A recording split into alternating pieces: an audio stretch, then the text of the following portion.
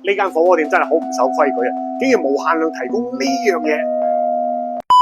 大家好，我係靚姐，天氣涼涼地，帶你打個邊爐嘅。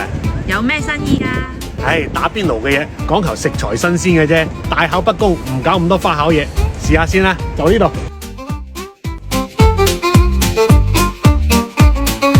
粥底免費咁好啊？係啊，嚟2煲啦。好。食材區好企理，燈光火猛，睇清晒啲食材，百幾款慢慢揀，挑戰你嘅選擇困難症。拎住個籃嚟揀食材，好似行街市咁。但係街市邊有咁大嘅海鮮池啊？足足5米長。靚仔，幫我嚟2斤蝦，肉檔都好壯觀啊！喂，師傅唔該，你2條吊籠啊！睇住師傅咁絲滑切肉，仲有各種手打嘅肉丸，睇得見嘅新鮮，食得放心。醬料台都幾大，等我揾下有咩特別嘢先。呢間火鍋店真係好唔守規矩啊！竟然無限量提供呢樣嘢，檸檬葉啊！雖然唔係咩值錢嘢，但係只要可以實現佢嘅自由，就證明呢一度夠晒老廣風味。